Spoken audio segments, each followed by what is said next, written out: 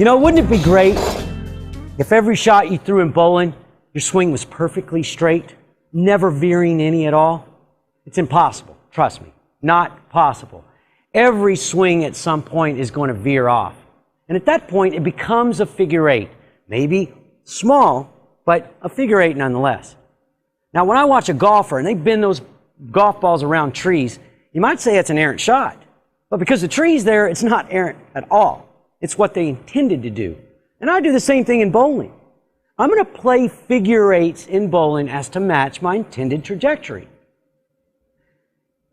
Now, in my setup, I'm going to build grid lines, vertical and horizontal. Now, the vertical grid lines are what is going to figure eight my swing.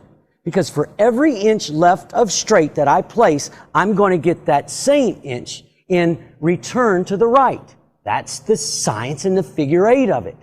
So if I place 2 inches left, I'm going to get 2 inches right, and so on. Now, it's going to be almost impossible to do all of this by just feel. So let's see how we can make the best use of these grid lines that I've built in my imagination from my setup. Now, I like to target about 15 feet around the arrows, but I'm not just staring this arrow or this spot down. I'm actually kind of glaring.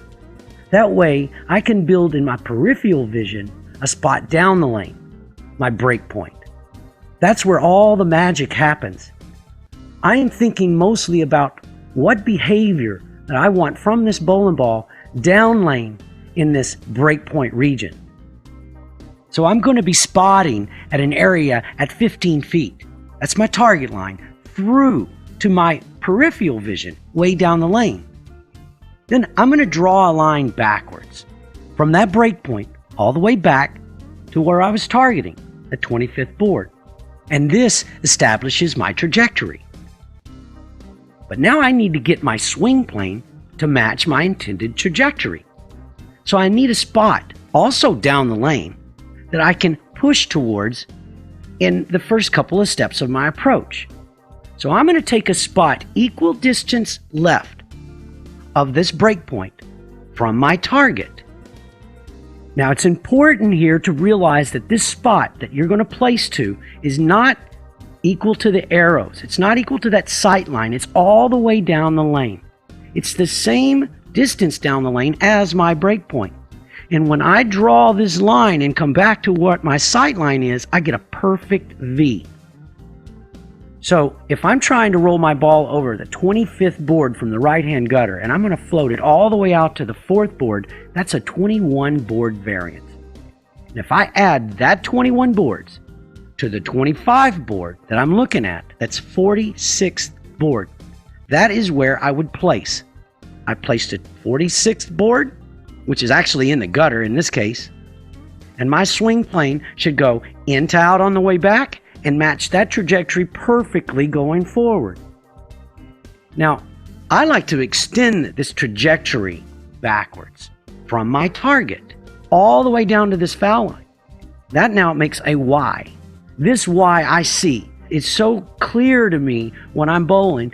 Every shot I see this Y. And the reason that I extend this line all the way to the foul line is because it tells me exactly where I need to direct my walk.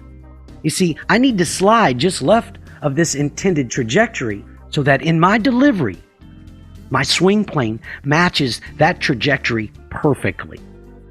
This is the science of figure eight. Now, also I have the horizontal grid lines in my imagination, and they're going to dictate ball speed. So for every grid line that I go up, I get that much more ball speed. Conversely, for every grid line that I go down, I'm going to decrease the ball speed. So in my push away, step one of my approach, I'm going to dictate what type of figure eight I'm going to throw, or straight, and how hard I'm going to throw that swing. You see, understanding these swing planes are what's going to give you the versatility that you're looking for.